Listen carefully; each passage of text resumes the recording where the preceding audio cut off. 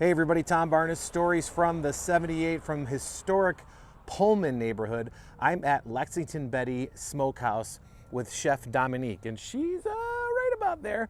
I'm gonna talk to her about this spot here in Pullman, her career, rising the ranks of Chicago culinary excellence to open up her new spot that is Lexington Betty's. Not so new anymore, it's been here for a little while, but either way, it's my first time here, so I thought I'd chat with her for this story from the 78.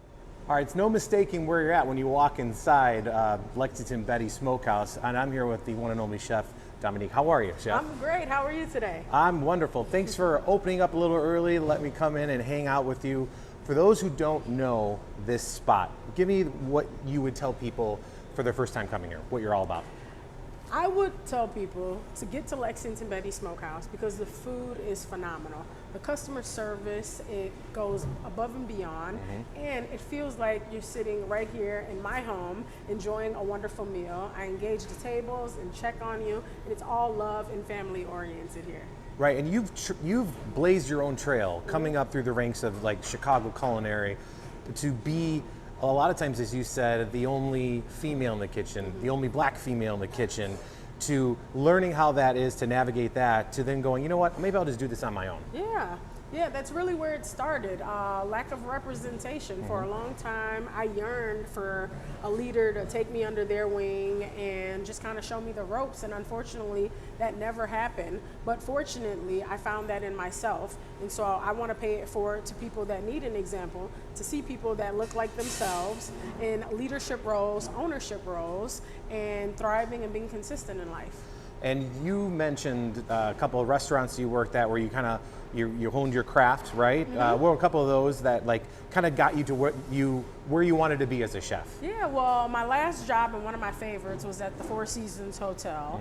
I really learned how to hone my craft there and, you know, just refine my skills, tenacity, time management, and just really make me a sharp chef. I also was able to learn a lot of cuisines that I hadn't worked with yet.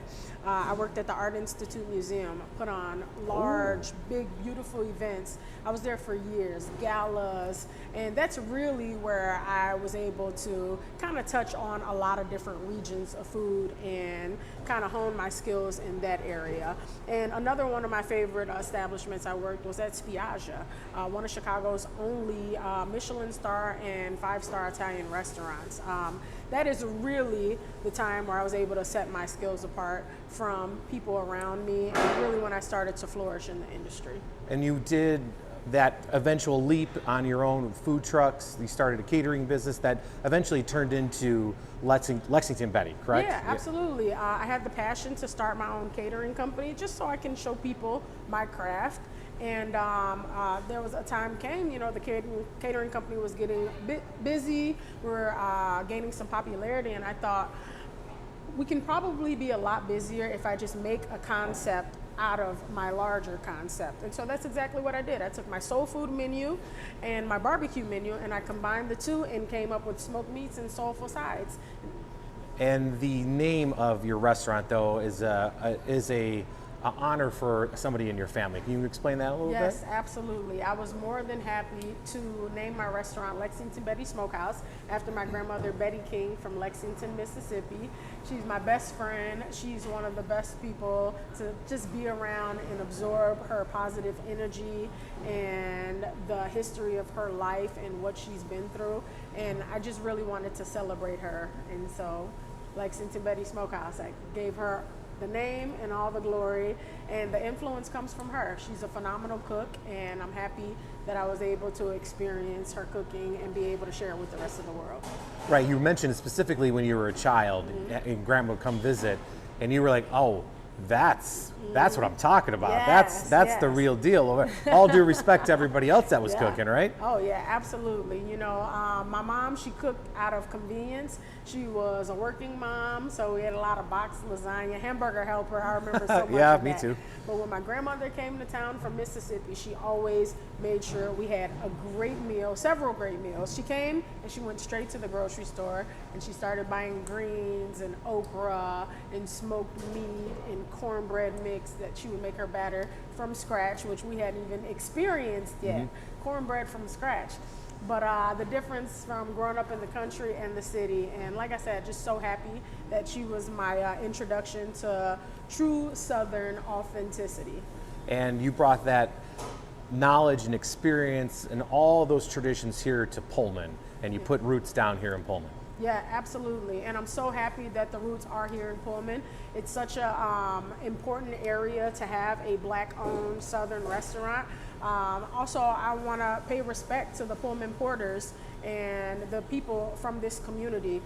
Pullman was one of the first middle-class Black neighborhoods in the country, and so we need to put a light on that and celebrate that. And I'm so just glad to be in the space. I can feel all of those hard workers that were here before me, and I want to be representation for them and the community that they helped build. Absolutely. And when we talk about a stone's throw away, I mean, we really are a stone's throw away, because you can see there's the Pullman factory just out there, which is now the national park, and a lot of other fun things happening here in Pullman. People can follow you on your socials. Why don't you give those out? Absolutely. Follow me at Chef Dominique Leach on Instagram. Also Facebook. Follow the restaurant, Lexington Betty Smokehouse, on both, including TikTok. Check out our videos. We're doing fun content all the time, smoking meat, having a good time, and really highlighting me in my niche space as a Black female pitmaster, but also as a well-defined chef.